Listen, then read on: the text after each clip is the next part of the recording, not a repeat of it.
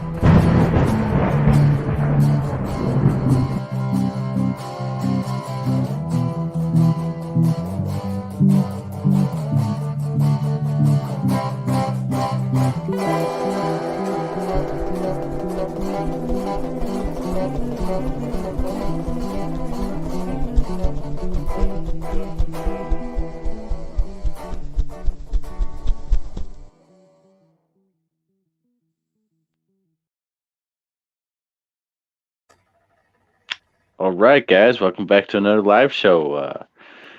Our guest today is our fellow team member, Kevin Emery, and we got Chad and Josh along today. So, Kevin, what got you started into this Bigfoot adventure of yours? Well, it started, some years ago.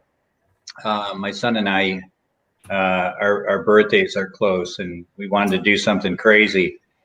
So I found that finding Bigfoot had expeditions. So I told him we were going to go on a Bigfoot expedition in the UP. And so, of course, I've got 4 boys, and they heard, so they had to come. And we all went up to Seney and went on an expedition. And, we kind of went off on our own, a rugged 2-track. And I'd be darned if we didn't find tracks. And we actually cast those tracks. And we had some strange experiences. We went to the Fox River, which is north of Germfest. There is where we went. And it was probably, I'd say probably 3 o'clock in the morning. And we were on a boat ramp, and we were in a camp, and there was only a couple of people camping, but it was like they were sleeping. And some of us were at the top of the ramp, and 2 of my sons were at the bottom of the ramp, and they were just laying there looking at the stars. And it was really peaceful, beautiful. And across the river, we started getting giant rocks thrown at us. So that was really our first, my first experience doing it. And since then, I've been, back to the UP, of course. I've been to Kentucky twice. I've been to Ohio twice. I've been to Iowa, Utah, Vancouver Island,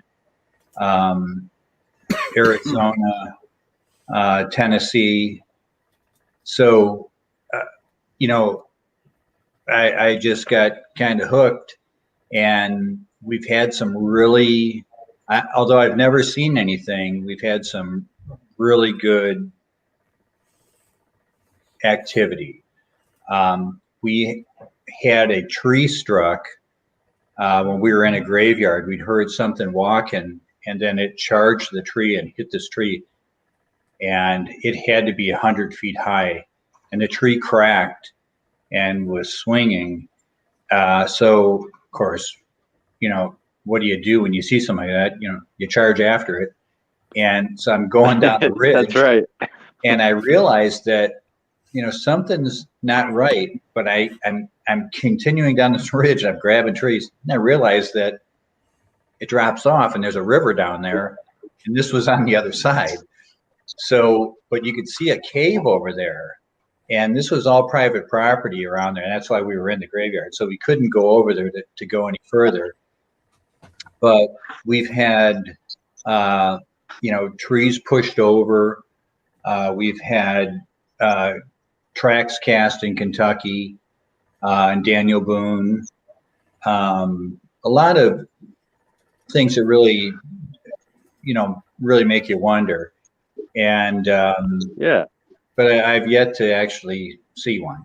So, Well, I mean, sounds like you've had enough experiences to know that something's out there, Oh, clearly, and I'm the same way. I've never seen one, but they're out there. Well, it's funny because I do travel. I did travel. I don't so much anymore, but I was out in Maine, and there was a snowstorm, and I pulled into this Holiday Inn, and there was a handful of people in the bar there. And I was talking to the guy whose wife was tending bar, and Finding Bigfoot was on. So I was kind of telling him, yeah, we looked for Bigfoot and stuff, and we were kind of yucking it up. And he left, and a guy sitting down at the end of the bar comes down and sits down next to me. He goes, "Were you guys talking about Bigfoot?" I said, "Yeah." So this guy, he built Toyotas for the military, and we had some common traits because I used to build Hummers for the military. We put high horsepower diesels in them, and he was doing the same thing with these Toyotas. So we really hit it off. Well, come to find out, this guy's father was the chief geologist at Yellowstone National Park. So he grew up in that park, and his father was a troop leader. And he was telling me stories that, they'd go out, and, his father would talk to another ranger, and he'd say, well, the juveniles are real curious here. And his father would pack them up and take them somewhere else. Well, he and his buddy were out walking around on one of these camping trips, and there was a big pile of logs. And his buddy went and crawled on top of the logs and was staring down into it. And next thing you know, he jumps off this pile of logs and goes running through this thicket. And of course, this guy was horrified, so he chased after him, and they got back to camp. And he was explaining to his dad that he was looking in this log pile, and he saw a bear, and it was digging. And then it stopped, and it turned around and looked at him, and he realized it wasn't a bear. So this guy was a wealth of knowledge, knew Matt Moneymaker, was a Navy SEAL, had a team of SEALs that were going to go into Florida and take one out, and Matt Moneymaker stopped it. So this guy had a wealth of information, had a ton of stories, real believable. And but it's funny how many people, are out there looking, and credible people. I've been at trade shows, and I've had people come up to me and go, "Hey, remember me? I camped with you." And it's like, they're the president of a multi-million-dollar company, and he and his son have a habitation area, So it kind of makes me feel like I'm less crazy. I've had so many things happen. A lot of people don't admit it until they find a fellow Bigfoot enthusiast. Well, what's then really they can spill cool the beans. is when I came back from UP, I had this cast, and I had pictures of this footprint. And our other vice president, I walked in and I said, what does this look like to you? And he said, well, it's a footprint. And I said, I found this on a 2-track in UP. And he goes, well, of course, it's Bigfoot. And I said, what the hell you mean it's Bigfoot? And he said, I went to the University of Ohio. It was common knowledge down there. He had a guy that was out driving, stopped at a stop sign, came back to his dorm room with a giant handprint across his chest where something reached in and tried to grab him. So he was so nonchalant about it. I thought, geez, I'm not crazy. It's Oh, really wow, amazing. that's incredible. Yeah. It's So, amazing the there's different types of people involved in this whole, this whole subject. yeah, You, myself, everybody. There's like a lot of different walks of life that are, sure. seeking the same answers, I guess. It's really interesting to me to see so many Well, different types of people come together and, seeking camping out together, totally different walks of life that normally wouldn't know each other, but still getting along and still, that's what's searching. cool about this. It's like, my kids, they amuse me. They go with me because they think I'm going to get lost. They won't admit that there's anything out there, but they just don't want me falling off a cliff or drowned in or whatever was going to happen. But, it's nice going out with, like-minded people that share an interest like this because, you get a whole bunch of different opinions. I mean, I don't know what it is, but I know something's out there, and it's interesting some of the stories that other people have to tell, and it's almost therapeutic because I lay there in bed at night and I wonder, am I nuts? Did this really happen, or is there something out there? Am I is this being made up in my mind? What's happening here? I know I've been to good areas, and heck, going out to your place, Ernie, that's a jewel of a place. But I don't know. I'm sure one day I'll probably run across it and think I have to be out of my mind looking for this thing. I don't ever want to see it again. I've completely thought that, am I out of my mind? This is like a 30-year quest for me now. I think it'd be 30 years this November coming up this year. Well, 30 straight years without any success. Yeah, I mean, some other experiences, but never actually a sighting, in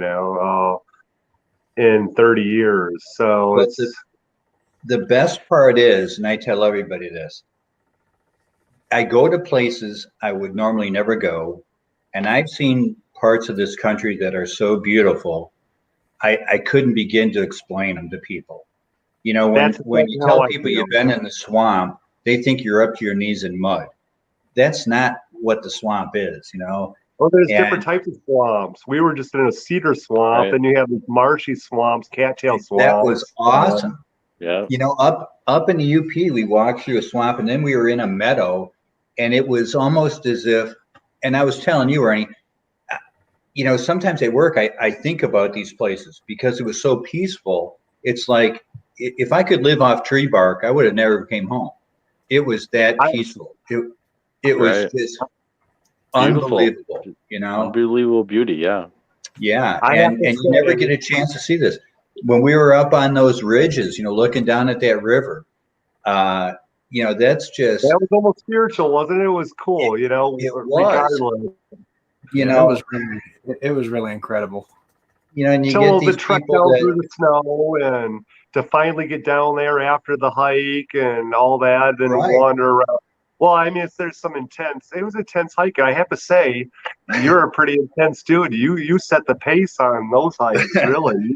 You were the pacemaker. The oldest guy I'm in on the a group mission. that set the pace for the whole group. That was pretty cool. You're a pretty intense dude. You're the real deal, Kevin. I have to say, you're Well, you're yeah, a serious definitely. guy, serious about but what where you're I'm doing. going with this is, at least if you're out there in the woods and you're seeing these things, the beauty of what's out there, and other people are spending their weekends at the mall. Yeah, exactly. Who wants to Right. go buy a pair of shoes on Saturday when you can be running through the woods? Yes, there's days where you are up to your knees in mud, but man, the reward is there. Oh, I definitely. ruin more clothes out in the woods. I probably should be at the mall buying new clothes, but it's worth every minute of it. That's how I feel about it exactly. I've got 30 years into this without seeing a thing, but I tell you what, there's not a minute of lost time there. There really Right. isn't a minute of Yeah. lost time. The pictures I've taken, thousands of beautiful pictures, and that's exactly it. Enjoying nature, being out there. It's not causing trouble in a bar or, wasting time some other way, useless. I mean, hey, I feel like I'm living life by doing Yeah. this, just Exactly. going Yeah. to places, the traveling and going to different places, and that's what it's about, I think. And that's what fills my soul. I think Kevin feels the same way. I see that in him. I'll tell you, that piece of property that you have up there, I don't know why you came back. I'd just be up there hiking around, constantly. The only time I'd leave is to get some new fishing lures, I think. But and what's cool about it is it's so different. The transitions through that forest are really something. There's a You lot can't of different find types the of same terrain. place. Your little micro habitats. Yeah, it's absolutely gorgeous. I And how mean, quickly the terrain would just change. It was like, we we walked down that logging road, and then we went over a ridge. It's like we just walked through a portal and opened up into Colorado or the Rockies. It was incredible. yeah, it was cool. So Well, that's I the could, real Michigan here that a lot of people don't ever get to see. Yeah. They see a lot of it from the roads and stuff like that. Most people, the most beautiful places in the world, you can't see from the road. I promise you that. Anybody that backpacks understands that. Any serious backpackers understand that. The most beautiful Yeah. places you'll ever see are long off the beaten path and, the unknown, not the unexplored, or at least places Road less where there's no traveled. other people. The road's less traveled. Yes, yeah, that's Exactly. where you find the most beautiful places. They're hard to get to, oftentimes. Those are the ones that Yeah. are more interesting. Where's your it's favorite funny. place, Kevin? Where have you backpacked and hiked and Bigfooted? What's your favorite terrain? Tell us about some of the cool places. I know you've been all over. We've had these discussions. Let's see. Terrain, What- probably UP for terrain. Yeah. I like the big transitions. I like the ridges. I like putting the work in, walking those ridges. But I mean, every place has been so unique. When you go out to Vancouver, especially when you're out on the island, the first thing they told me is, when you go back there, if something happens, no one's going to come looking for you. Yeah. You think, that's no big Jeez. deal until you start driving back there. Then all of a sudden it's like, there's probably dinosaur back here. I mean, people haven't been back here in 100 years. It's really, Yeah. it's really something back there. And, if a forest isn't just a forest, those are real forests. I mean, those trees are like, they've been there a hell of a lot longer than I have. I'll tell you that. But I got Right. some pictures from there's BC other with places. me standing there with trees like tall, cut down trees with taller than I am. They're just crazy, enormous trees. Nothing like we have here. Right. BC is such a beautiful place. Yeah, it's kind of like almost like the epicenter for Bigfoot sightings, really. I mean, that area right there, Harrison Hot Springs, and that. Of course, John Green was from there. Yeah. It's certainly an interesting area. There was an backpacked area in Seney, and we went over there, my sons and I, and there was a sign that said, this part of the park is not open to visitors, and there was a river separating us and the other side, but there was a small cement wall that we were able to walk across. So we did, of course, and You got to read for a minute. it was really something over there. Of course, up in the UP there, to get into a part of the forest that people don't go into is really cool. But out in the desert, it's cool. I'm not a big, I like the green stuff. I like to be in the woods. But when you get out west, we were in Nevada when we went to Valley of Fire, and that's where I have those pictures of the six-fingered hand. Yeah. that's in the Valley of Fire. And there's some areas in there you're not supposed to go, but people do. They climb all over the place. You're not supposed to be, but I remember walking into it was kind of a dead end, like a kind of a cutout. And I was with my oldest son, and he said, "Turn around, I'll take your picture." So I turned around. I'll be damned if something didn't growl at me. And it's like, I don't even know where this is coming from, but I was being growled at. And that park was really neat with all the, Indian markings, and it was like you were back in time. So that was pretty cool too. But I guess if I had to be one place, Here's the 6-finger thing. yeah, isn't that crazy? I don't know what to make of that. And this was on the rock, or was there other petroglyphs like this around? Yeah, that was on an actual sharp cliff. It wasn't a rock; it was on a cliff. And Wow. We found, of course, other things. They had like the bat people there. They had The bat people, you said? Yeah. When you go into the park, there's a sign, and it shows you, things you can look for. And one of the things they call is a bat person, and it looks like a caped person that has horns. And Wow. they're tough to find, but we did find one in a crevasse. But this was right out there in broad daylight, and I thought, I'm climbing up there. I've got to get a picture of that. And I was standing on some rocks when I got that one. That was a little bit lower. But these Indians, must have made some pretty good sized ladders and got up those rocks. And or down in that crevasse. That'd be tricky. Yeah, but just beautiful. All kinds of really neat artwork out there that's extremely old. So and weird. Yeah, that's weird. That's 6 fingers. Yeah. I mean, I think the Indians knew how many fingers they had, so that was kind of strange to me, and I wanted to get a picture of that. But I think my favorite place would have to still be Michigan. I don't know if it's because I'm comfortable here, but I like the forest here, and you can go from a small park to up to Ernie's place there, where you don't know what's coming out of the woods. But those are some good ridges, and the topography was just amazing. I didn't expect it to be that rugged, but it was, and it was a great trip, and I appreciate you inviting me up there. Josh said it reminded him of Colorado. That's kind of funny. That's one of my favorite states, Colorado. Yeah. But it is rugged for sure.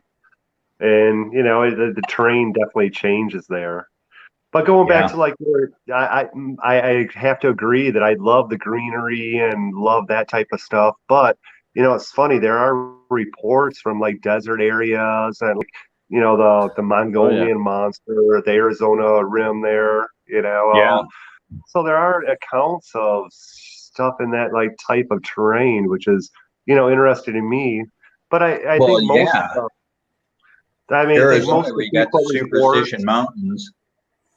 Yeah, that'd be a wonderful place for sure. And I mean, I also takes me back to my childhood days. Do you remember the Wild Boy and the Wild Man and or Bigfoot? I can't remember the name. The blonde-haired kid that would run around with Bigfoot that was his buddy, and they would like save people and do stuff. It was like from the 70s. Go on adventures. Wild Boy, I think it was, but he had a Bigfoot like partner deal, but that was like kind of filmed in California in the desert area. Right. Go on adventures. Wild Boy, wasn't it? Yeah, Wild Boy something deal, but that was like kind of filmed in California in the desert area. Wild Boy, wasn't it? I think that's you, Chad. Yeah, Wild Boy partner deal, but that was like kind of filmed in California in the desert area. Bad reverb. I don't know where that film stemmed from, or the maybe stories, or maybe it was the Northern California, it's the Patterson film and all that. That spurred those stories to like take root, or that show, I guess. But you had the Mongolian monster. Certainly, it was at Arizona, I think. Yep. I mean, It's Kevin Bender. that's a The long Mowgli Ram. history of sightings there, really. Yeah, there's Oh, a yeah. lot of stuff going on in Arizona. I went down there and I was talking to some people about it, and they were telling me where not to go. But there's it wasn't the superstitions, but there's another park that is just east of that there's a lot of activity, and I can't remember what it was. It was a few years back when I was there, but yeah, I mean, they literally told me don't go there by yourself, so I didn't. I was only there for a couple of days, and I thought, my luck, that'd be the time I saw one that throws me in the Grand Canyon. They never find me. Yeah, a lot of missing people. No matter what terrain, there seems to be some kind of folklore. You have Well, out there they were hiding behind monster. dumpsters. There's a report of a doctor that stopped at a gas station and went behind the gas station to go to the bathroom, and he said he saw one of these that was in a dumpster go running away across the desert. So here's this guy on vacation, with the surprise of his life, So well, there's certainly less of them. I think I've seen maps at some point where you had an overlay of like the bear population and Bigfoot sighting reports, and they seem to overlay pretty well, and in most of those areas seem to be, more the green belt areas, we have forest lands and lots of water. mm-hmm. And I've seen other maps also in regards to Bigfoot overlaying like Bigfoot sightings with the amount of rainfall. And it seems like it takes, I think 50 plus inches of, I can't remember the exact, but it takes a lot of rainfall and typically forest areas to have a lot of sighting reports. So I think in general, maybe you can conclude from that, maybe they need the water and forest more often than not. But of course, we don't know. It's still unproven at this point that they even exist. And we have several different species that live in different areas. You certainly have Florida, but then again, you have something completely different, almost described in Texas, and then Arizona, and the Pacific Northwest, and of course the Midwest where we're at. So there's a lot of different types of descriptions, based on the geographic area. But I think Well, thing with rainfall too, if you think about it, that vegetation needs the rain, and the things that eat the vegetation need the vegetation. So it only makes sense, there's food source there where the most rain is. I agree. Yeah, I think they can survive in the desert. Normal animals survive in the desert all the time, many different species, and there's many abandoned caves or mine shafts and cave systems, I'm sure, and there's there's always stories. Every tribe has stories of these things, so I know the tribes in those areas are no different. So, let's touch back on some things. I know you were talking about that Naval Seal guy was trying to shoot one in Florida. How exactly did that get stopped? Do you know that story or what? I do. Because it was kind of a headline. I can repeat because it really came down to he had a relationship with Matt Moneymaker in the BFRO, and he had put together this team and said, look, if you want to prove this is real, we're going to go in there and we're going to get one. And these guys were ready to go and they were going to do it. And there's some other, political bullshit that was going on with the BFRO. and that put an end to it. Yeah, it sounds like normal he seemed to for feel them. that if they actually drug one out of the woods, that would be, the money would stop. And there's more to it, but I can't. I'm sure there is. Tell you here, but you But I will tell definitely, you definitely believe that was a true story, though. I do. I absolutely do. Wow, that's incredible, and another just incredible. Like how many other people have thought about doing or have done that? Retired people or random people, they're country boys. I mean, Yeah. maybe we don't hear about. Maybe the government confiscates them. Shows up pretty fast, but Yeah, it's odd. I So- mean, you hear about some of these military teams, even going looking for Right. missing people, and why all of a sudden do you start training somewhere after a sighting? It just doesn't make any sense. And I'm sure the intent is to protect us. I would I'd agree. like to Yeah. believe that, but it's certain that they know something's out there, and and everybody's read David Pauld's books, he's adamant that they know something, and there's just too many. There's just too many credible people that have seen something they can't explain, and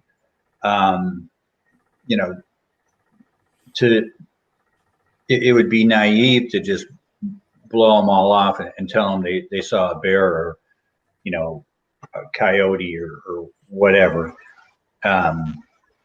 There's definitely something out there, but that story I'll have to tell you another day.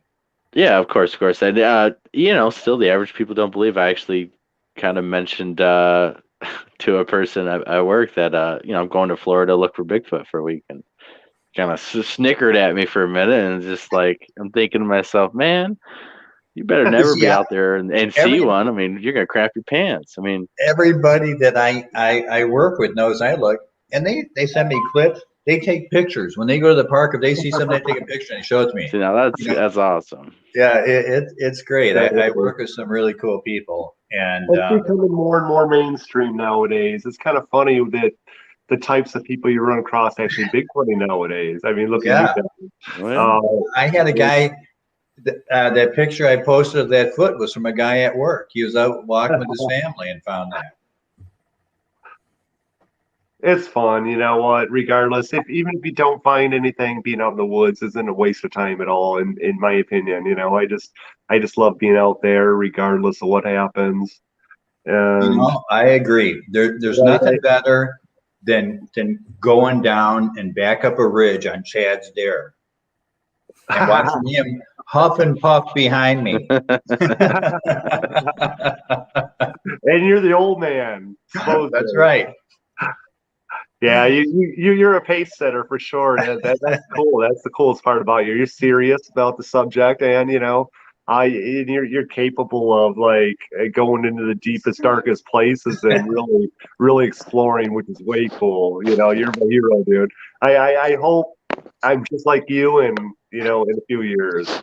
Well, don't hope that, because my wife says I'm like an 8-year-old kid. Well, I hope I can meet an 8-year-old kid at your age. Yeah, I hope for that exactly. It's fun. Well, I'm impressed. I'm totally impressed. We made it 34 minutes in before you had to dump on me like that. Thank you, Kevin. I thought it would be within the first 10. Hey, you don't walk across an icy road like you're walking. What's that? Lollygagging around. What? I didn't know it was icy. There was a little layer of snow on it. Well, so I've been to the UP with you, Kevin. I've been to like the upper lower peninsula with you, and I've also like been out in Waterloo with you. That's it's been pretty awesome actually. It's really cool. Yeah, it's fun. You're the real deal. You're one of the unknown guys, the unsung heroes, one of the the one of the guys in the shadows that are really doing the real Exactly. stuff, and it's cool. You know, that's it's not a bad place to be. It's where I'm comfortable. So, I like to look. I'm certain there's something out there, and I know I'm going to find it. But I'm going to have fun doing it. It's what's better than being outside? Nothing. Who wants to sit in their office all day long? Nobody. Right. Get out there and hike around I'm and kind of the skeptical guy a lot of times. I kind of like squash on a lot of people's whatever, like what they claim or think might be evidence at times. But you know what? I'm in the same position. I'm pretty confident something is out there. Something exists out there. As hard as I am on the evidence at times, I truly do believe there's something out there and it's worth spending the time to do, or I wouldn't do it. So Exactly. I realize there is something out there. I just think that I think that the bar needs to be raised a little bit as far as the quality of evidence of what's coming out and what we claim to have, or claimed evidence, I guess I should say. I'd much rather hear people say that this is possible something, or I don't, this is interesting, things like that. Using words like that instead of claiming this is Bigfoot evidence. Like that. And you're really good about that, Kevin. That's something I really appreciate about you. And you're really down to earth. You're serious, but still cautious with your claims. And it's cool. I like that. I appreciate that entirely. Seriously, I respect you a lot. You're cool. Well, thanks. I appreciate that. So, yeah, it's fun. Yeah. I enjoy going out with you guys. I feel the same way. I don't feel like everything's a Bigfoot, and I've been out with people like that. And it's like, sometimes sticks fall against one another. It's not Bigfoot, Right. It's a stick. or maybe that's a rock and a stick, but that's all it is. It's a rock next to a stick, Yeah, but people take it too far. Up in Huron National Forest, my son and I came across an asterisk that, was made from logs that didn't get there by itself. And that's the type of stick structure where, you really have to give some serious merit to. It wasn't people out there lifting those. And, exactly. I feel the same way. I've seen stuff like that also. I have some really good examples. But again, I still have a hard time making that connection because there's always a chance that a human could have made it. And it's definitely oftentimes by intelligent design of some sort. But my skepticism still leads me in the direction of there's still a possibility it's human made. Yes, there's certainly some really cool stuff out there. I agree. And definitely not natural for sure.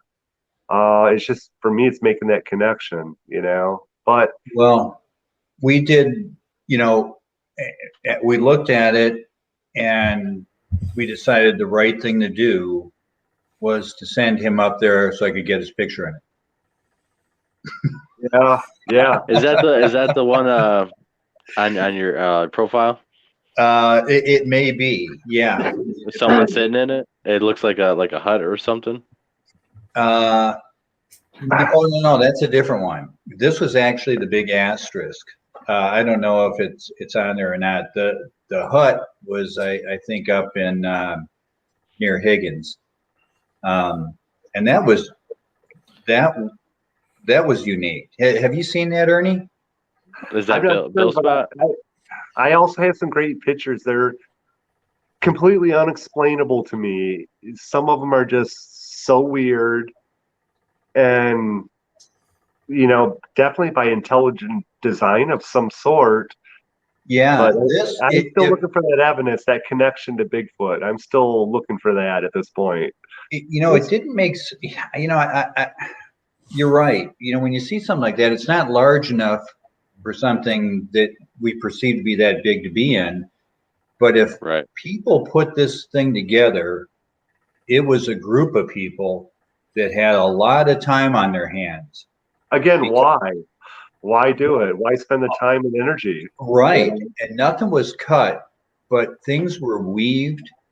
It was truly unique. And in that, Bill found a palm print. So Yeah, I do remember that. yeah, that he's the one that brought me that and showed me that. He gets all the credit in the world for that. And that's somewhere that he normally hunts. And he was just walking down the true track and ran across that. And I'll tell you, that would stop me in my tracks. It was really something. I mean, to be by yourself and walk up to that thing, that took some courage. God knows what the hell was going to be in there. If it isn't a Bigfoot, it's probably some crazy dude that has nothing else to do with his day. You know what I mean? That the times are hard right now. COVID, people losing jobs, or how many homeless people are in the woods, like building shelters like that. Well, certainly I have seen some pictures of people taking pictures of some structures that are the classic Boy Scout structures where you have a kind of a lean type deal and the branches coming off that, and that's exactly what they teach you. Even the military teaches the same, primitive bushcraft techniques, So well, we found they're easy to spot. Well, you'll find you can usually spot them. Or trash, but Bigfoot sometimes it's just random. It's not like it serves a purpose, or it's like when a human does, you kind of know it's like those certain angles that we are normally always routinely do to set up a shelter of some sort. Yeah. where they just do random stuff. But the ones that really interest me are, these stars, the multi things with a perfect center point for some reason, then balancing perfect. It seems like the probability of that happening in nature seems pretty low, and to see it multiple times seems like even a more remote of a chance. So there's some of those things that interest me. Some of the tree twists or some of the tree breaks, I guess, maybe. I mean, a lot of that could be wind, but there's certain things that do interest me. Certain supposed Sasquatch, markings, do kind of resemble things you would expect from other primates. So those kind of things do interest me. And, the unexplainable ones, when it can't be possible by nature and it doesn't look like a bushcraft shelter, those are the ones that interest me, I guess, more so than the subtle twists and breaks interest me more than the elaborate teepee things that look somewhat man-made to me, I guess, It's the balancing things that are weird to me. I found a really neat one when I was up north of St. Helen.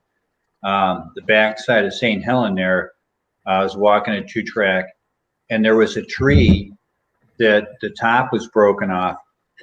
Not a big tree, maybe, I guess when it was still one piece, it may have been 15 feet high, but it was snapped off, and the top was balanced on the broken piece. Now, that's not natural. Well, I tell you what, maybe it could be natural, but it's like a 1 in a million chance. There's no way. Once. And maybe you were lucky enough to see it that one time. But I stopped and I looked at it and I thought, there's no way. There's got to be something supporting that. And, I thought, or this must be a different stick on this. And it's just happenstance. But that tree was broken off and it was balanced on what was left of the trunk of that tree. And it was just weird. Yeah, some of the things just leave you wondering how or why, and it's just a big mystery, and you get the curiosity, I guess. I mean, probably for most of us, is probably what drives us. the Yeah. curiosity of this, and the constant thinking about it, and almost, I mean, for myself, almost an obsessive nature at some point, sometimes, Right. trying, because of the curiosity of these unknowns, I guess, like exactly like things like that. Did something do that? Did it not? Impossible to prove, but fucking, it just keeps you going and driven and looking for more. Yeah. Well, and it keeps you outside. It's I think it's kind of like when you're a kid. You're always looking for monsters or something. And I never thought I'd be looking for them as an adult. But You know what? I am. The boys are fun. I guess as long as we're all kids at heart, that's all that matters. And With you, Yeah. with you it's saying nice, like I it's said. hard, I'd like to step in a sec because Yeah, I I'll be can't right let back, guys. I can't let you get away with what you did to me earlier. So, you as being the elder in the group, and we know you have a bedtime and need your beauty sleep, and it is getting late. We sent you out on a report that Val got, a guy that was very careful who he approached to talk about this and is very concerned about what's going on. And we sent Right. you and your son out there just the other day, didn't we? Right? Yes. Yeah. Let's Sure hear did. about that, Kevin. Yeah. We need the full report to us. I haven't heard the story yet. Well, after how Chad started this, we'll wait for him to leave, and it'll just be between us. Well, he won't get to know. No. So what happened is, this report was extremely close to my house, and so I was on my way home from work when the weather was getting warm, and he wanted us to get out there before the tracks melted. Obviously, so it's going to be 50 degrees. So we took a ride out there and had met him. And now this is a guy that's a avid hunter. He's been all over the country, goes on big game hunts. Colorado, Utah, everywhere. This guy hunts anything and everything. Been in the woods his whole life. And it started out that his wife had noticed we had gotten about 10 inches of snow, and his wife had noticed out in the backyard they probably got a good 4 acres, and at the back of the property the tracks were so large that his wife noticed them from the house and said, what crossed our yard? And he said, I don't know. And so he got his coat on and went out there to look, and there was a trackway going across the back of his property, and the strides were better than 4 feet, and I'd say the tracks were anywhere from, at this point they were probably about 18 inches, and so he came in and he told his wife that he thinks a man had walked across their back property. So when I got out there, there was only a few tracks left, and so I photographed them, and he hadn't been in the woods since this happened. Didn't want to go out there by himself. So he asked if we were armed, and of course we weren't. So he brought a weapon, and we went across the railroad tracks into the woods. So I'm sure he's not watching this. I'm relatively confident he's not watching this, but he was walking with my son down the tracks, and I had noticed a second set of tracks in a straight line. And I went down to look, thinking, maybe it was a deer running. And I'll be darned if they weren't smaller tracks, but the toes were extremely obvious. It was extremely fresh. So I didn't say anything to him because I know he was, he was kind of shook up a little bit, and I didn't want to get him more worked up. So we walked down to where he saw this thing. Now, when this happened, we had just gotten this big snow, and he cleared the snow from his house, but there was snow on his vehicle. So to get rid of the snow on his vehicle, he drives it up and down the road, lets it all blow off. And we're very rural. Everybody does this. So he got out on the road and took off. It's going at a pretty good clip, get the snow off. Dirt road, and comes up to the top of the railroad tracks. And on the other side of the tracks is a railroad sign about 40 to 50 feet down that road, and slams on the brakes and is eye to eye with this thing. And he said, I looked at it and it looked at me, and it took off like a rocket, and it kind of ran towards him before it ran off, because there was an area there it couldn't get through. It had to kind of move forward first. So he said it was about 8 feet tall and extremely broad. He said his arms were proportional to the body. They weren't extremely long like he had seen online. He said it was black and it had some gray hair. And he said the hair was extremely matted and it was full of burrs. And I asked him if he had seen the face, and he said he looked at it, but all he can remember was a black dot. Now, he couldn't explain why, but that's what he remembered. And of course, he threw his truck in reverse and was backing out. And after the snow, you get some clarity. It's pretty bright. And as he was backing up, he could see this thing running through the swamp. So, of course, the next thing I asked him, was, well, what time was this when you saw this? And he said it was somewhere between 1 and 3 in the afternoon. So this is broad daylight.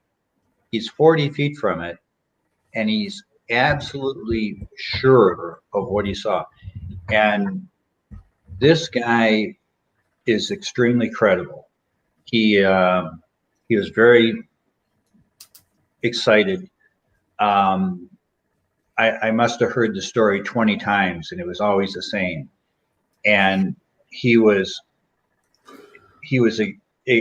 almost excited about it as he was afraid of it.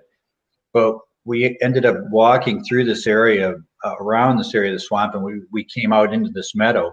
And when you got into the meadow, there was a small tree there where a branch had been broken off and left in the tree, where something came through there at a pretty good clip. And there's deer trails all over back there.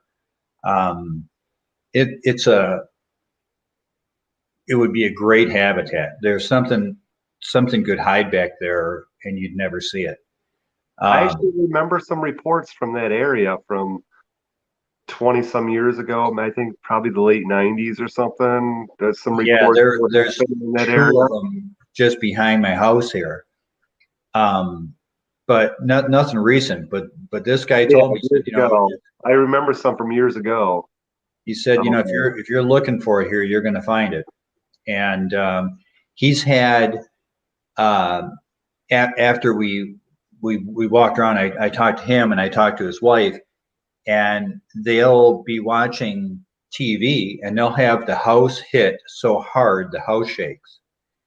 And at one time, he and his wife were sitting on the front porch and the kids were in the front yard, and this horrific smell came over them, and something struck the back of the house. So they're in the front yard and something's hitting the house. So, it's not ice falling. It's the house is definitely being struck. So he's had about 3 or 4 different instances where something's pounding on his house, while they're either watching TV or, trying to get their attention.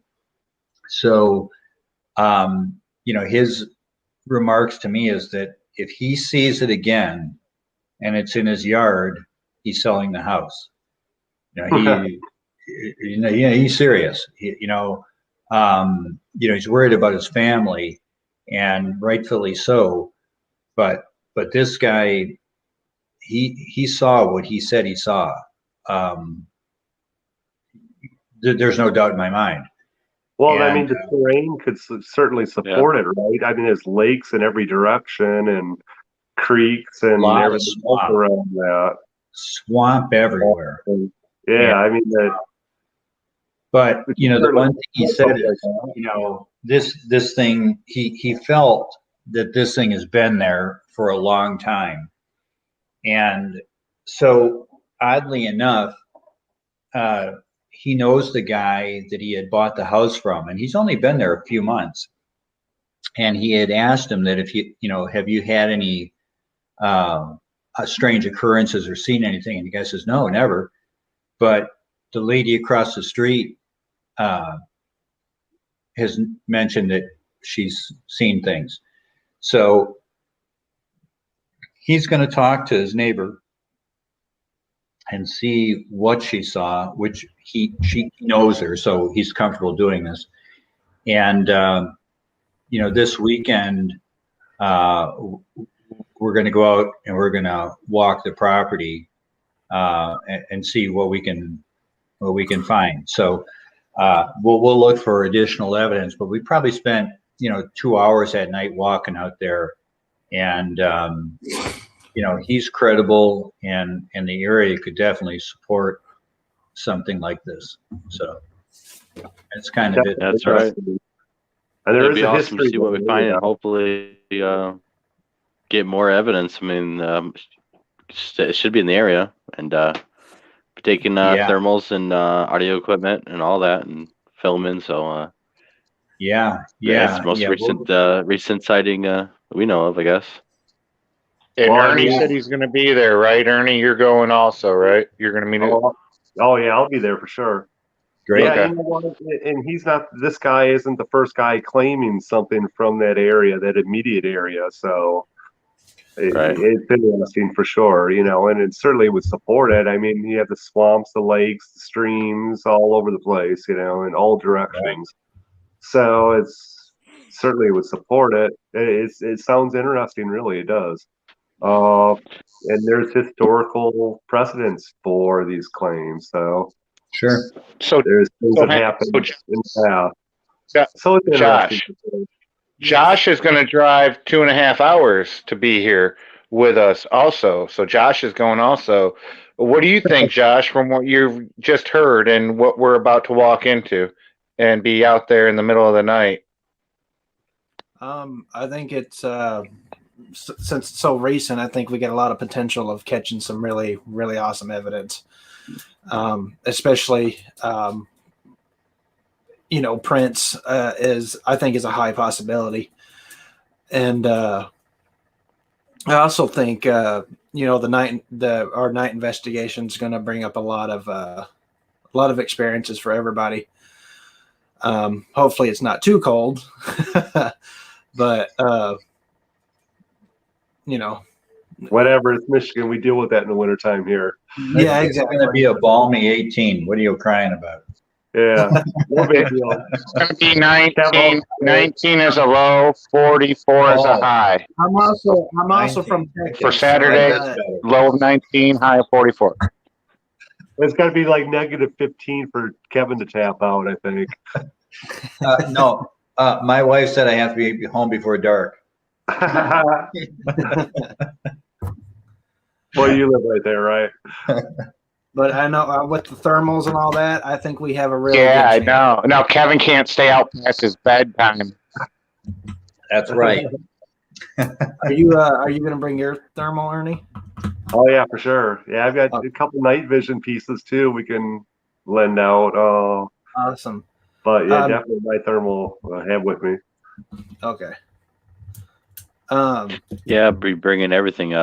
Audio equipment. The better than night vision. Night vision is cool. You can see stuff. I guess moving. If there's something moving, you can pick up that kind of stuff. But the thermal is like it's pretty tough to hide from, you know. Mhm. Out in Yeah. the wilderness, you scan around and you know if there's, I mean, hey, I've seen mice hopping through the woods, and I mean, twice walked up on baby deer in like the springtime and stuff, like a little glowing dot in the middle of the woods, and walk up to a baby deer, you know, and Mhm. so Well, it's this guy impossible got a to hide from the daytime thermal. sighting, It's cool. so we might run across something in the day. That's No, fine too. The thermal will see that too, you know. It doesn't matter day or night. It sees it. Right. That's the Like- cool thing about that. That's why I like it so much better than night vision stuff. You know, the night vision stuff is cool. You can see at night, but the thermal, it's like impossible to hide from. That's Right. cool. Yeah. Yeah. So Yeah, we'll have two or three thermals out there. Oh, I'm not sure who's all going to be there, but yeah, you and me for sure, at least two. Yeah, I'd get mine. Kevin's got a thermal, right? yeah. Hmm. Yep. So we'll have three for sure. What about you, Chad? Blake's got a thermal. Blake's I'm not still going, trying I to don't work on think. it. I don't think I'm gonna go, but yeah, if I go, we'd have 4. And it Mama definitely- Bear says if you're going to Florida for a week, you can't go on this. Kinda, All right. Well, but yeah, it's past my bedtime. yeah. So, I knew. yeah. Cool. I'm surprised you made it this long, man. You're up 10 minutes past your bedtime, Kevin. Yeah, I know. We don't even want to talk about bedtimes, Chad. After the last, I'm gonna have to go in late tomorrow. For like 24 hours, but that's cool. Thanks for coming on, Kevin. Hey, We really appreciate it. No If you wanna problem. And I look forward to this seeing you going. guys this weekend.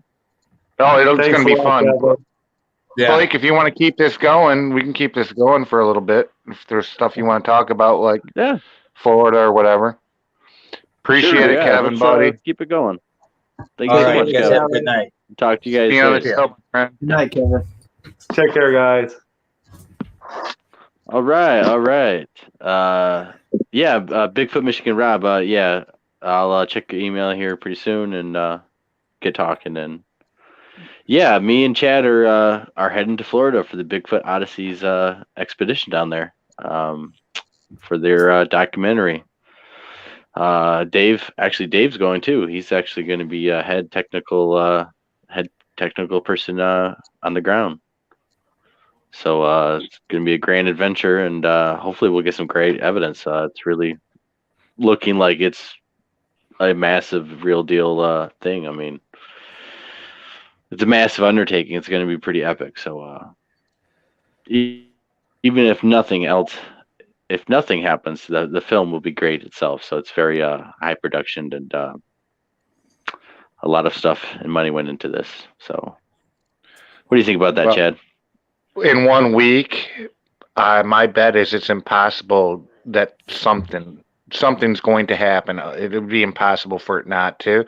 Now, are we going to get the evidence that everybody wants and needs and is looking for? Right. There's a good chance we're probably not, but we're trying. And what Carrie has set up, Carrie, Bigfoot Odyssey, and the other team members and things that are doing this, what they have planned out is something like it's never been done before. The cameras will never be off the whole time.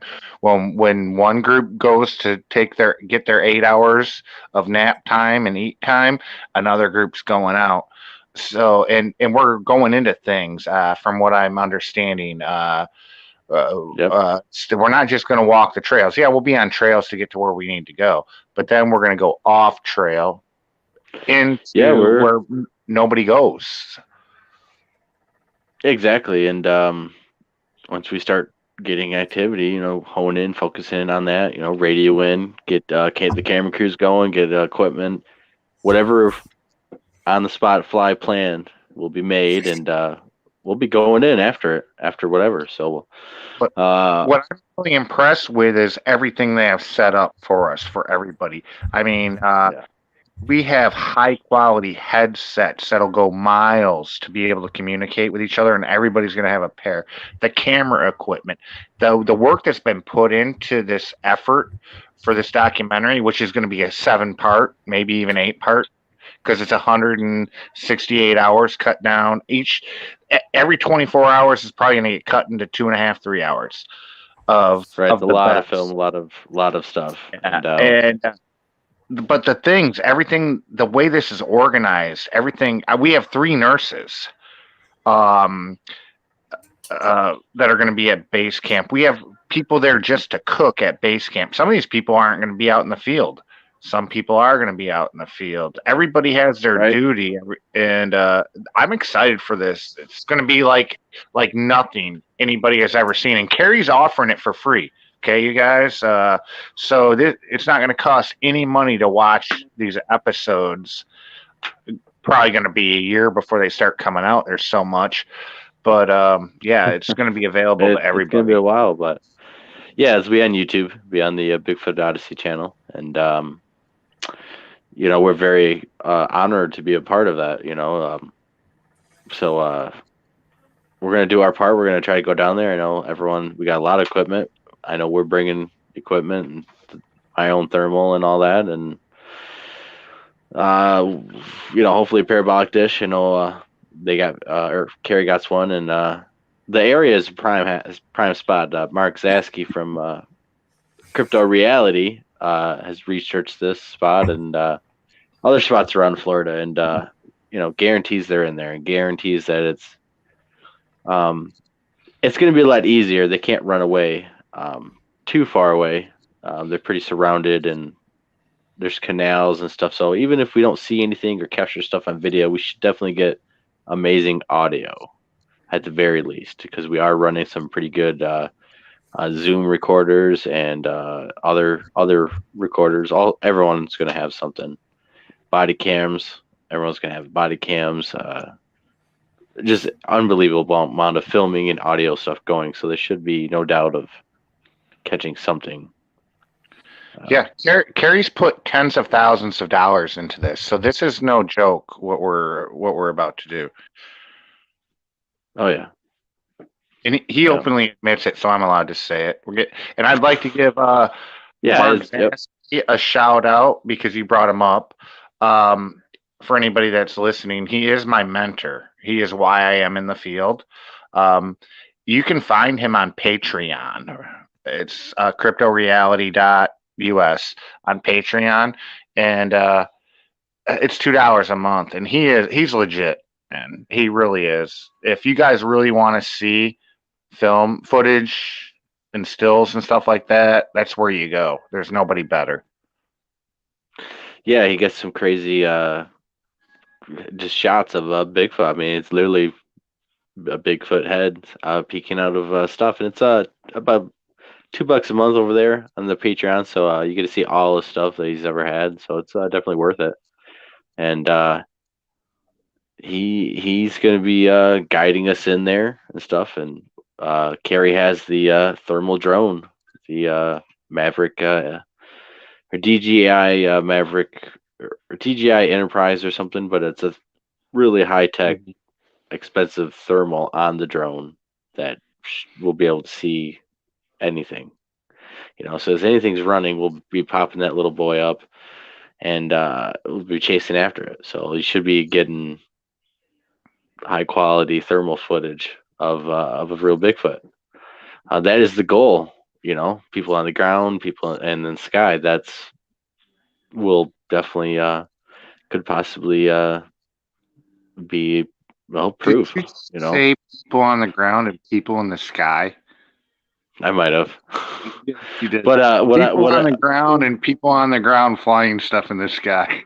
Right. But once we get thermal footage, we can do recreations and put the tallest, biggest people in that same spot and see how tall the thermal signatures are. So. Oh, does that mean you're sending me in there? Yeah, pretty much. It's gonna be awesome. So we got a lot of good people going. We got the team leaders is Clay Campbell and Mark Newbell from Sawdust Beast and Clay's Squatching Strategies, both on YouTube, and great guys, a lot of great people going. Very few researchers are going. Yeah, Correct. There's only a few of there's only a few, and then the other people are kind of more average Joe people who some who've never had any experiences or ever maybe been squatching it possibly, but yeah, Florida's going to be intense. They got alligators down there, big cats, bears, exotics is a big problem down there. Lizards and snakes. escape They even got animals. Yes.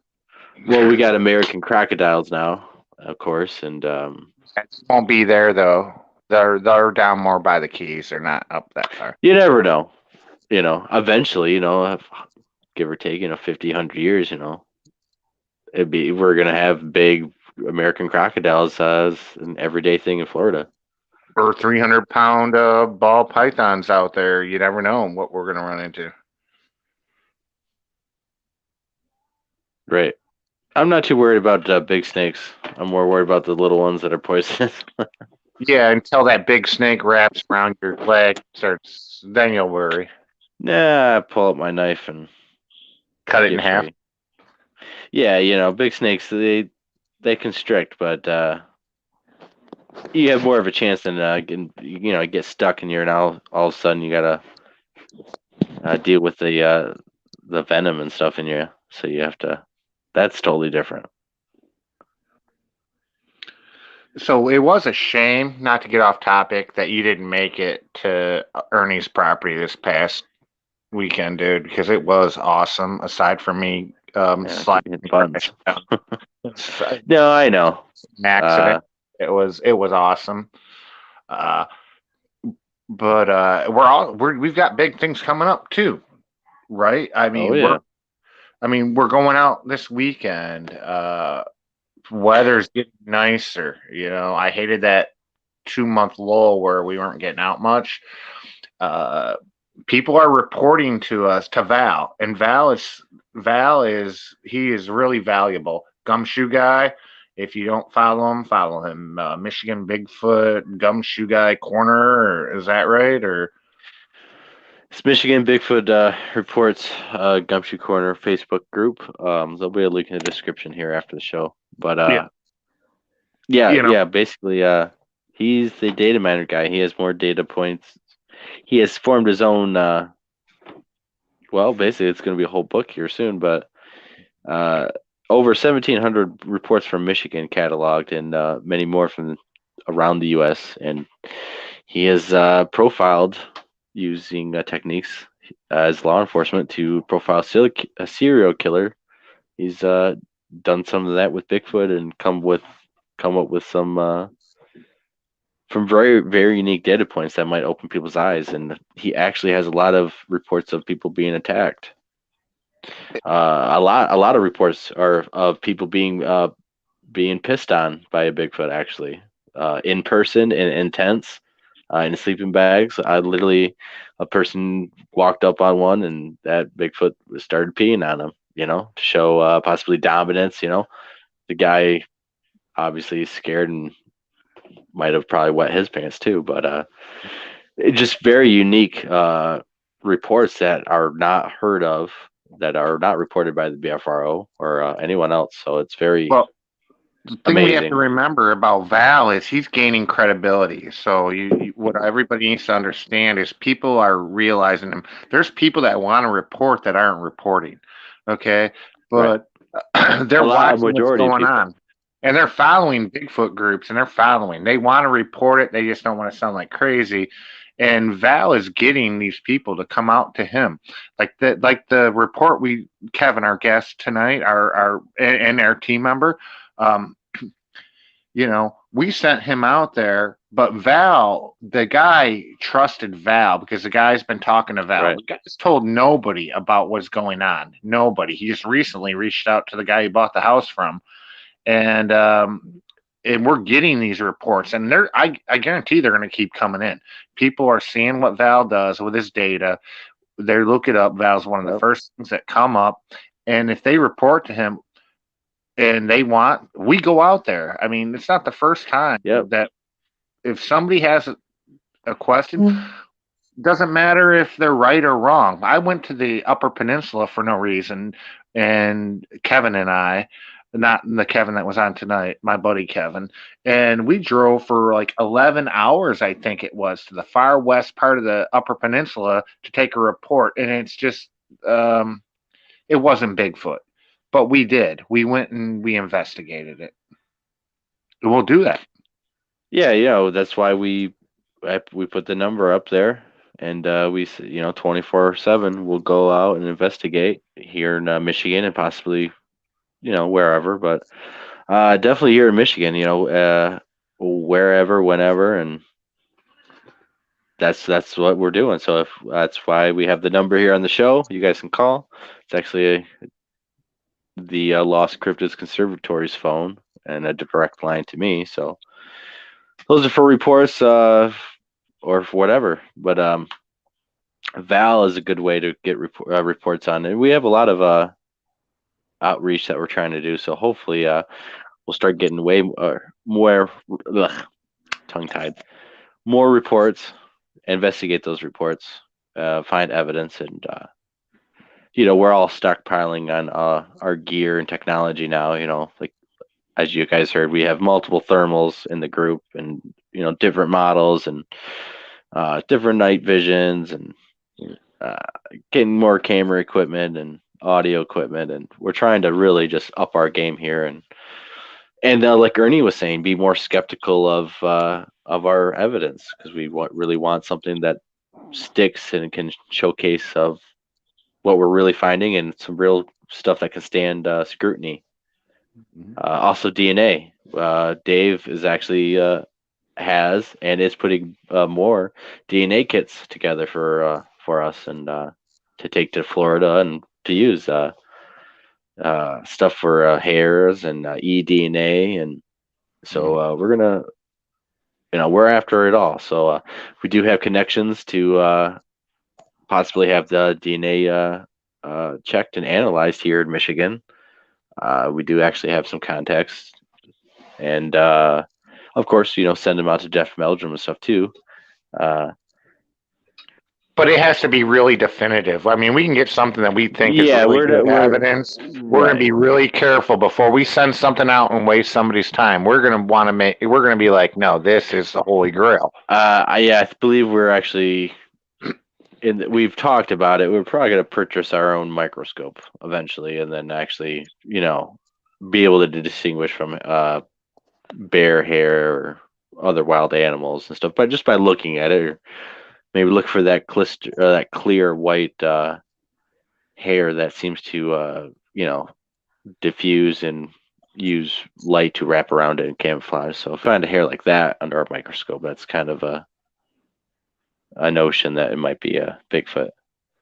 And the funny thing about hair, you know how I bet there's been tens of thousands of hair samples that were legitimate Bigfoot sent out with no results other than unknown. So sending out the hair to get the unknown back is a win. Okay, so it's not Bigfoot, it's unknown. That's a win, right? What do you think there, Blake? Is it a win if it comes back unknown? Yeah, I would. I think that it depends on how you test the DNA, because there's different ways of testing it, and it might come back with different results. eDNA is very promising, relatively new type of way to test, and I think that'd be a lot easier, because you don't need to find actual hairs or anything. You just need to find an area where one's walked through, or left body material, like pee. Even if it's a couple days old or more, that DNA is still going to be in there.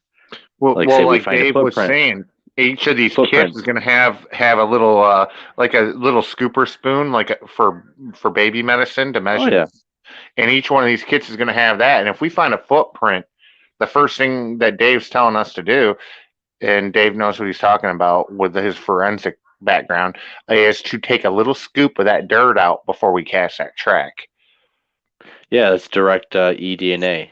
Anytime Mhm. you find a track, you should collect some of that dirt because that's going to have some of the oil and residue, and it's going to be eDNA that you can get tested. So keep that in mind. I'm actually going to put out a video of the track that I casted. Just a little something. I unfortunately lost a lot of the footage I got that day because the GoPro was set on the wrong. You can swipe it real fast, and I accidentally put it on its hyper speed instead of regular mode. So, but I put together a little thing and where I found this single footprint, and I couldn't find any other tracks, and I wish I wasn't thinking because I really didn't have that much time to cast this track and to be in the area. I had to leave, being a family man and stuff. Uh, I didn't even think about collecting eDNA, and then until after the fact, and it's like kicking myself in the foot all the time. It's new to us. Dave's the one that brought it up to us. We haven't. Well, yeah, but man, I was in a rush, and like the other tracks I found in the snow. Again, I had like barely an hour to be out there and do all this, and so, but we got a whole week in Florida to be down there and study and find tracks, and we're also throwing our conference, which after the conference we're doing our own expedition for a week. So with some really good people that are going to come with us, that are going to be part of the conference. Some of our key speakers will be with us. Yep. And, yeah, Robert Kreider and Ken Gerhardt's going to make a little appearance up in our expedition too. Yeah, we're having I mean, Jason Kenzie might stop down and do some filming with us. Coming for sure. Yes, Jason is coming for sure, and he's coming for the whole week. He was our guest a couple episodes ago. He was a good guest. He's an animal photojournalist, really cool, awesome guy, really funny guy, and we're gonna have this massive expedition. It's gonna be big. It's gonna be epic. It's going to be up in that spot that we've been talking about tonight. And it's going to be free for you guys. It's going to be on YouTube, free for you guys. So we have a couple other really key guys that we have locked in for the conference. We just cannot announce them yet, and we wish we could. We wish, and one of these guys for sure, who's world traveled and he's in. I just can't announce this week. I'm hoping, or by next about week. A week or two, give or take. And he's going to be with us too. And but he'll be announced. He'll be announced here really soon. Yeah, mostly it's basically contracts. There's different stuff going on that might interfere, and one of the speakers doesn't want to announce his name and then have to basically he can't pull out, can't attend, and that's understandable. And of course we understand that. So, but we're hoping. It sounds like it should be a go, but it's pretty early. So we got a couple months. It's July 17th. We haven't sold a lot of tickets, but we didn't expect to yet because all the people weren't listed, all the speakers yet. But we have sold a lot of vendor tables, so we're going to have a wide array of vendors, and we've kind of opened this conference up. I mean, it is going to be the Michigan Bigfoot Conference, and that's going to happen in the huge ballroom that can seat over 400 people. But we also have a auditorium that we're going to allow people to talk about ghosts, whatever. We have a speaker coming in that's a dog or a Mothman specialist, but he also is very into Bigfoot and other cryptids. And he's going to come. It's going to be our kind of a cryptid parafest thing in there, where you can talk about whatever, UFOs, ghosts, other cryptids, Dogman. We can name that are going to be in that room is going to be Janice Carter. Janice Carter, 50 Years of Bigfoot. That's right. She-Tan Nor. I don't. She's not a Bigfoot experiencer or a monster experiencer. She's a ghost experiencer, but she is like the knowledge to go to for the history of anything Michigan lore. Especially sea monsters. She actually that. Yes. she actually teaches a college course on cryptozoology of and the legends of folklore of sea monsters of Michigan, and she's very knowledgeable in school. It's gonna be an awesome event. It's gonna be awesome in there too. You're gonna have Janice Carter talking about her experiences of 50 years of Bigfoot.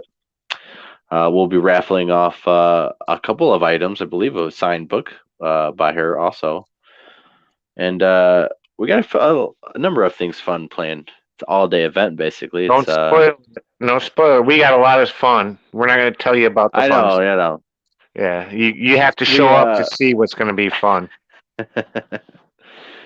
Yeah, it's gonna be awesome to see everyone. But you're gonna get one-on-one time with us, and you can talk to the speakers. There will always be time to be able to speak with whoever you want, as long as you are patient and wait in line, because there's gonna be a lot of people, like any other conference. Uh, it's gonna be fun. You'll be able to talk to us, and we're trying to get some reports, look at evidence. If you guys have evidence or anything like that, I mean, bring it along. We can try to take a look at it. World famous guy is going to be there, so they'll take a look at it, give their opinion, and it's a good way to build up this community. So we're hoping for a good turnout and fully COVID compliant, of course. The state seems to be relaxing a bit more, so we're hoping, that it gets more relaxed each and every month from here on out. July 17th, because you never mentioned the date of the conference. By July 17th, I'm thinking, or maybe you did, my bad. I'm thinking it'll be lifted. Because they're already. I think so. Yeah. But no matter what, we'll be compliant, and we're not going to be making any money off this. It's going to be scraping our butts to barely break even. Yeah, just to cover it. It doesn't matter because it's worth it. We want to make this happen, and Jason's doing a documentary, just so you guys know. Sorry to interrupt. Yeah. No, when we go up north for that week, Jason wants to do a documentary on the whole thing and put a documentary together, and he'll put it out. And we've gave him right to. It'll be his documentary, but the good thing is the documentary is about us, the lost cryptids, so that helps us too. He's going to put it all together. We don't have to hassle with it, and we give. It's given, scratch my back, I'll scratch yours. He's doing us a favor by doing a whole documentary on us. Right. Yeah, we're definitely going to be doing some stuff, and yeah, I mean, we're going to be all filming and doing stuff. So we'll be having a few videos coming out and cool little things, and hopefully get some good evidence, because that's what's most important. I'm after evidence. I mean, I'm hungry for it. That's why, Florida's going to be epic. And it's a good place to learn when we do our expedition, how exactly we want to do it, and set up and some tricks and what not to do. And was that a little Sasquatch I just heard? He has escaped. I'll be right back. How'd he get out? All right. Sissy. Check with his mom. So of the things we have planned, we have multiple outings we're going to do this year, all over the state. We're going to do the Dewey Lake Monster Conference again also. That is a free event. Dewey Lake is.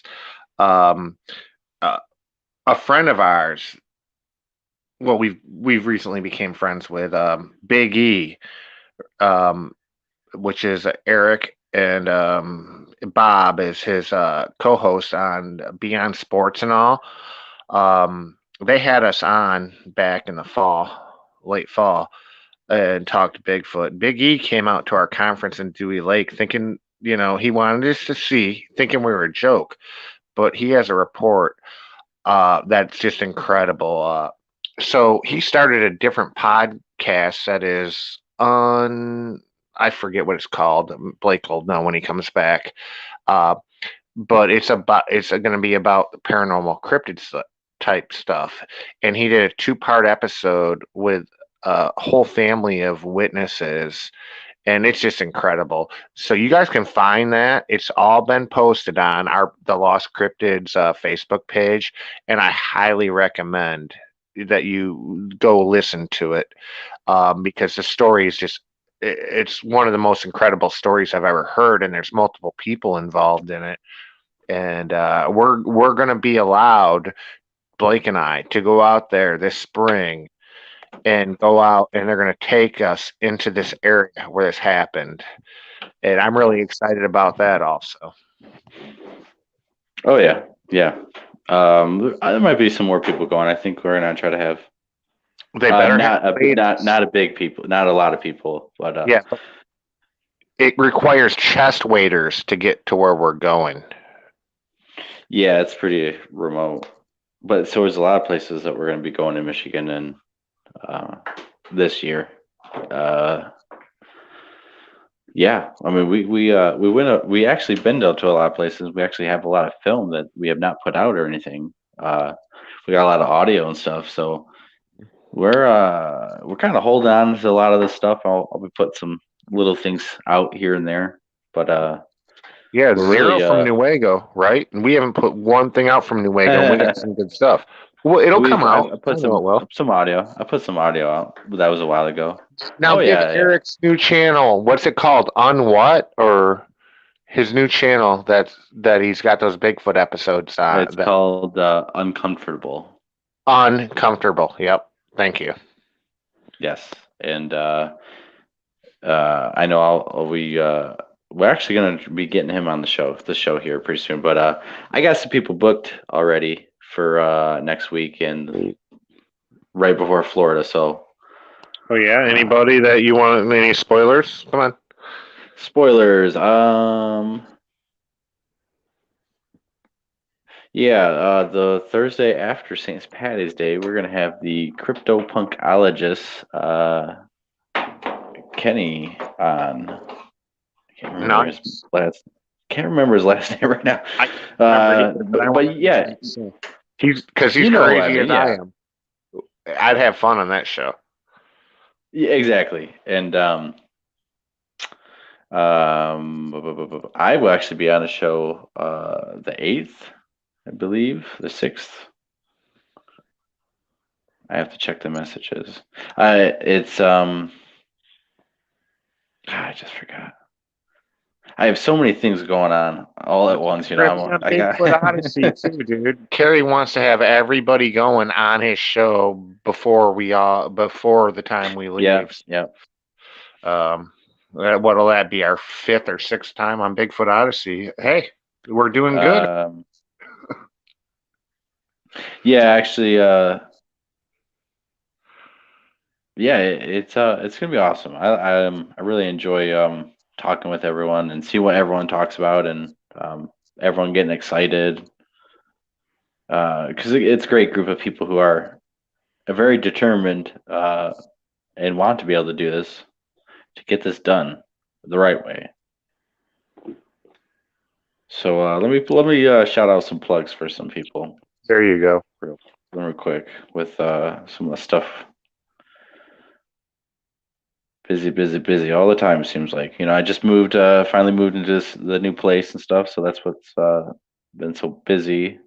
But I will be on the Beyond Fringe with Chris Cyrus.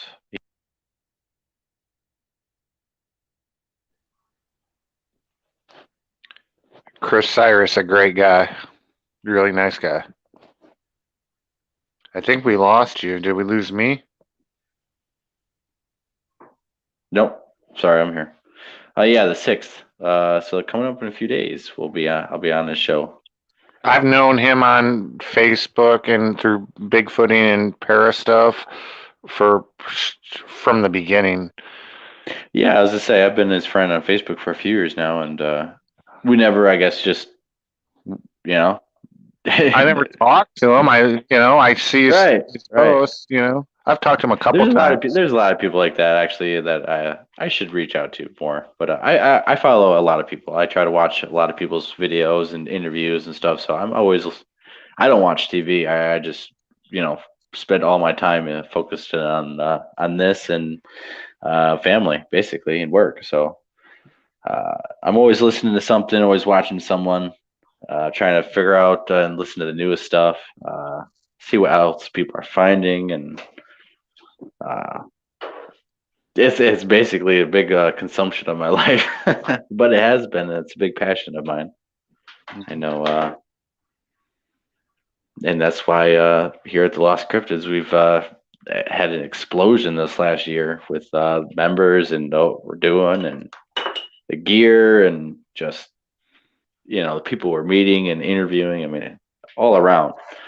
So it's very exciting and a great time here at the Lost Cryptids. We really are just shooting for the stars. People realize that we're not out there BSing. Okay, we're trying to do it, and a lot of people notice this. People can tell if you're out there BS, and we don't post anything. I don't know. Have we posted anything out there and said this is Bigfoot? No, we say we don't know what's going on. I think I might do it sometimes, but I mean that's my opinion. I mean, it's not proven by science, so it's not like I can actually say, yeah, this really was Bigfoot. But whatever I do post on the Facebook, the YouTube and stuff, I do believe is Sasquatch. And whatever we say happened really happened. We don't make this stuff up. I mean, of course really not. happened. I mean, that's exactly no. We are totally against hoaxers. In fact, that I see it going on Facebook. I see these pictures, and I know, these things are. It's this leaves. Okay, I've even just took the picture and edited it and looked at it and just really tried to. And I see it's just leaves, and people are just saying that it's Sasquatch, it's this, that, and it's so frustrating. I've even caught a guy who said he was filming and a female Sasquatch basically ran at him and he had to roll out of the way, and he literally took his blue sweater and moved it in front of the camera, and then he drew eyeballs on it, and people were literally saying it's Bigfoot, and the good people too, not people that I know, people of the Bigfoot community. So I think a lot of this is, Blake, is people it's so frustrating. It's just so frustrating. It proven so bad. I know, but that they're willing any evidence over the top. And no, it was over the top. I mean, I even called him out, and he, ended up blocking me and stuff. But it's like, I have an idea, Blake. Why don't I don't know how many people, I can't see who's listening. I don't know who's watching or whatever right now. But why don't we ask our followers, because we do have some people that watch every show, who would they like us to get on as a guest, and we'll try to get them on. I think it's a good idea. I mean, it's not like it's going to happen tomorrow or nothing, but we can make it happen. There's a few people I want to get on too. Trying to schedule more next week. After next Thursday, we'll do a big weekend of probably maybe shows every day or something if we can. A pre-Florida weekend celebration. Yeah, pretty much, and get some pretty good people on. And next Thursday, we are going to have a special conspiracy theory show with, like we are talking about with the James show. The elites, secret societies. Are you going to get what's his name on? Religious stuff. Yep, that's. All right. I look forward to this show. We'll even talk Bigfoot. We'll talk everything. Yeah, we'll be jumping around everything, but it's going to be more of a conspiracy-oriented thing of a show. So not necessarily a Bigfoot with Bigfoot encounters, unless he has some. I don't know. I haven't asked him. I'm supposed to call him. I know I've been busy, as always. So Well, you bet you just moved, dude. You didn't even ask any of us for help. Me and Dave and I were just discussing it. Dave said, "Why didn't Ernie ask? I mean, why didn't Blake ask us to help him move?" I said, "Blake's kind of a private guy." So that's the only thing I Yeah, can say. I am kind of private when it comes to I didn't need. I mean, there was nothing. I'm a pretty strong guy. I lifted everything myself, so it's all right. Good. You're my bodyguard in the field. You told me you'll never let a Bigfooter beat me up. No. That wouldn't happen. Yeah. Finally, yeah. So the next, especially after Florida, be a lot more time on my hands and to get back with everyone, pump out more videos, and go out on outings more. And I had to be, not in the doghouse to go to Florida. Being a family man with kids, they come first. So I know how bad you want to be out there with us Saturday. You know I'd come pick you up. I know you want to be out there, but it might happen. We'll see. We'll see, but make it happen, and I'll come get you. Oh yeah. But yeah, the conference is going to be huge, and I'm excited for that. It's amazing me how far we've come in a short little time that we've since I've started the YouTube. It's only been since 2019 or it's been 1 year since you and I teamed up, and then we've built this team together. It's been 1 year, basically to the day that you and I decided, let's do this. And then what we've put together and what other people have helped us put together, it's incredible. I don't know if people can understand and realize how close of friends we all are. We don't talk to each other every day, but we talk to each other every week, and we look forward to going out with each other. Oh yeah, it's exciting. I mean, we all have a good time. We laugh. I mean, it's a joy. I mean, honestly, that's probably one of the best parts is being out there with you guys. Even if nothing happens, we always have fun.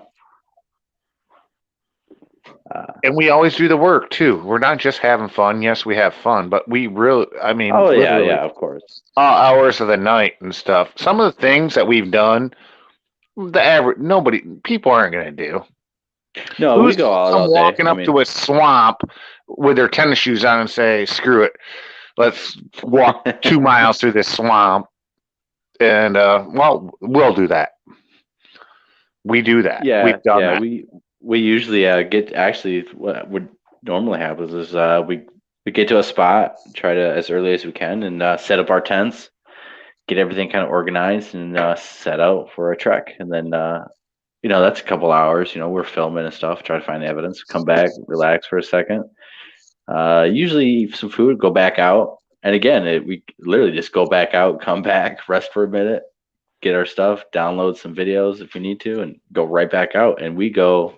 Especially on the last day, Chad. I mean, we go like 24 hours the last day. I know, because you always have to be home a little bit early, and we don't get to go to sleep, so we just stay up all night. So we stay, and so we're constantly going out multiple out, all the time.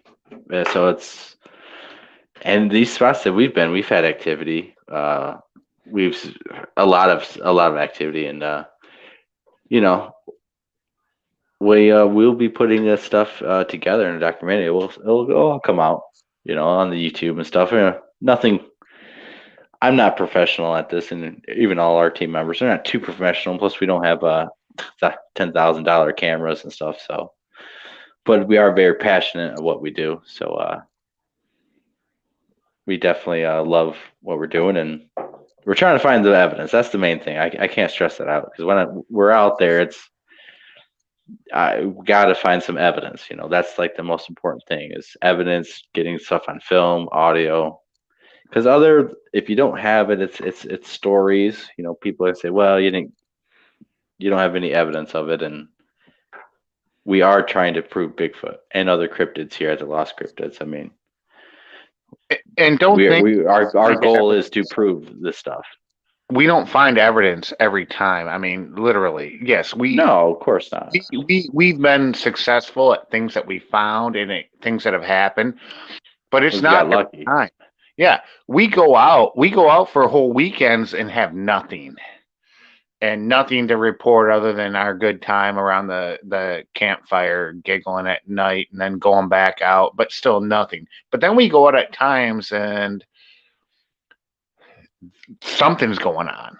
So the thing is, I wish it was that easy just to go out and find them. It's really not. No, it's up to them. I mean, we got some spots where it seems like it's the more we go out there that where the activity is picking up, but it's still up to them. And sometimes there's nothing when we expect there to be something. Like we're really expecting it, but it's like, man, it's hardly nothing happened. So I'm going to go back on what Kevin and Ernie said that were on the show earlier. It's still worth it. If we find nothing, it's still worth it because we're bonding together. We're we all trust each other. We really do. There's nobody in this group that doesn't trust anybody else in this group.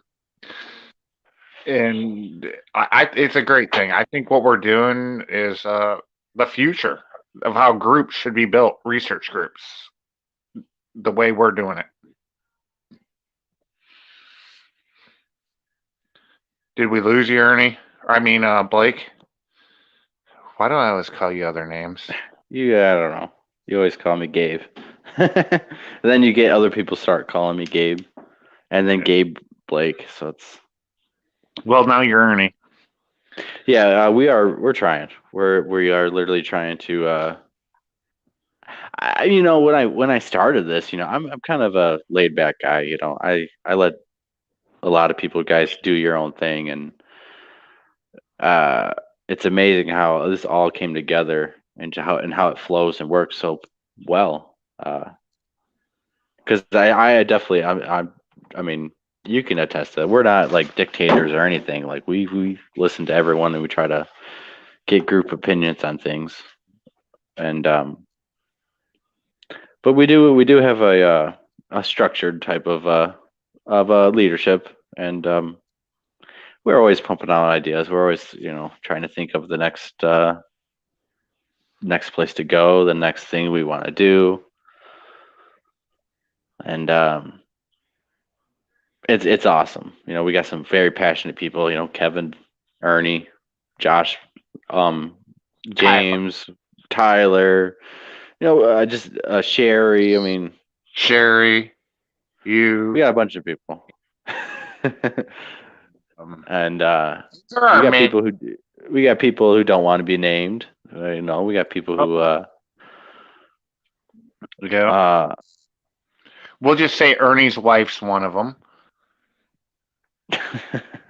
Yes, we got a lot of amazing people and amazing spots that we have access to, and amazing private property that we have, and we're incredible. all over. How did we get so lucky, dude? I'm trying to figure out, how did we start this a year ago, and how are we where we are today? I mean, it's not monetarily where we are. It's where we are with credibility and character of the people that want to be part of this. How do we, and the properties we have access to? 1,800 private acres in Atlanta where we just were. Okay. 800 private acres in Waterloo, where's one of our hot spots. Okay. Well, that's about all the private. Oh, and that's all the private that we got. But we have it. I got some spots. Private property. We have federal and state. Oh, I got I got my honey holes. Oh, we haven't shared them with us yet, then, huh? Oh no. There's certain spots that I don't really tell anyone about, actually. And that's only because I believe I've been the only person in the area to be doing anything with them. So it's kind of a, Pavlovian type of we're getting used to each other type of thing. You seen what happened when you brought more people in your area. Oh, they totally destroyed and changed the landscape like within a day or two. But then they got nice to me. They destroyed the gifting tree and the landscape, but then they built me the bench. That was crazy. Right. So that's just different dynamics. Did I lose? We're trying everything, you know. And I know our members have spots that I'm sure they have that they don't share with us, and that's of great and stuff. I think because you know they get to because you get to study how you want. You don't have, like I said, other people there. You know, maybe you have a relationship built up with them. So your example when we brought more people in and they totally blocked off the trail, broke the gifting tree. You know, they were mad. And they got over it, you know, by looking and seeing what we were doing, and I guess approving of some of the people who we were bringing in because they did build the bench, and we made a new gifting tree, and they were taking the apples. It seemed like that's what we think is happening, of course. Uh-oh. Guess I lost Chad there.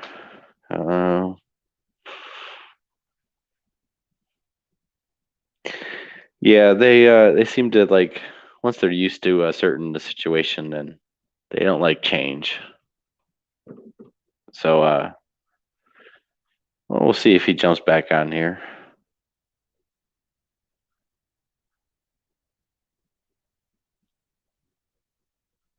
Oh, give me 1 second, guys. I got to actually plug my phone in before it dies.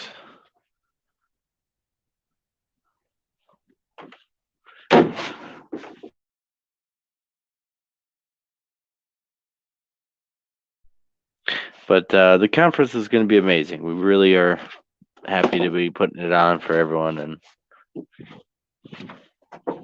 I mean, I get to speak with some of the people I look up to, and pick their brain. So I'm excited for it.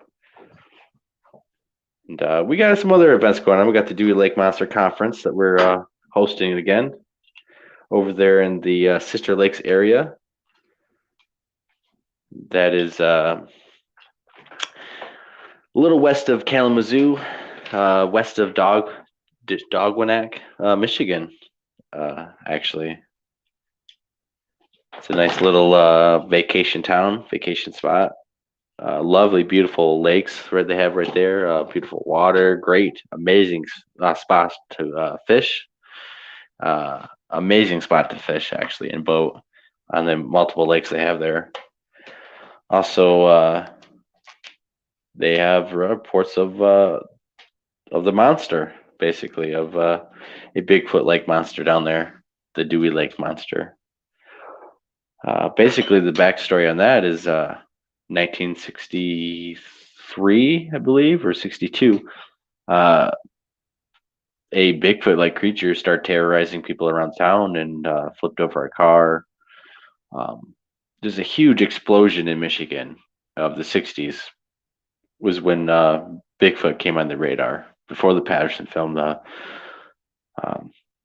So Dewey Lake was the epicenter of this incredible interaction, aggressiveness, and then Monroe, Michigan, was like a sister event. It was the same, basically, type of thing. Harassment, people are getting scared. Newspapers are writing about it. It was making the news, and you can read these articles online. Just type in the Michigan Monroe monster or the Dewey Lake monster of the 1960s. And you can read these old newspaper articles and see these sketches and police reports, I believe, that were made. It terrorized the town. So we'll be going back there doing a smaller conference at the Sister Lakes Brewing Company, brewery. Ugh, it's a little late, guys. I'm getting tongue-tied, but that was a great place. That was a great venue, amazing people that worked there, and it was a great turnout we had. And we had very new reports, actually, unheard of reports. So it's very that is always awesome when we get that. Oh. Text Chad, see what's up, but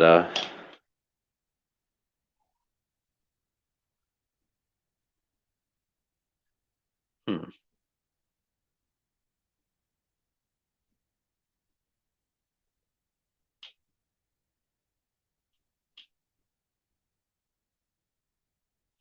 Well, I guess we'll probably just end the show, guys, because it's just me spouting away. So, thanks for everyone for watching. I really appreciate all the support we have, all the watchers, subs, and people who take the time to enjoy the content. So, I will. I'll actually upload a video here and probably post it tomorrow.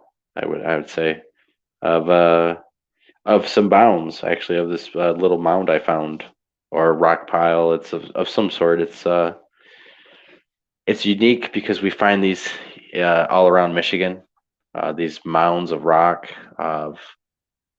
in weird spots away from roads that just seem out of place. So I'll have a little video on that I found. It's in the area where I found the Bigfoot track, which is the second video I'll put out also. And it's just a little short video, not much, but it does show the track and exactly when I found it. I literally turned the camera on, and it's a single track. There's no other. I couldn't find any more, and I looked, and my camera did not work properly, so I did search a bigger area than what the video shows, of course, and I did not find anything. I'm not sure, if it climbed a tree, jumped tree for tree, if it, jumped on the fallen log. I mean, it's so hard to track these creatures in the leaf litter, and I don't know what they're doing, how far they're going, in which direction, if they're climbing up a tree, going tree to tree. I mean, they definitely do that. So stay tuned for those videos, guys, and more content coming from the Lost Cryptids Conservatory and all our great members. They do a wonderful job, so I just want to thank them. And without that, we're going to play the outro, which is our team members, Gabe's solo sax and guitar playing, and my bass guitar. Really well put together, and we'll be putting new music together here hopefully soon, maybe come out in a couple months. So stay tuned for that, guys.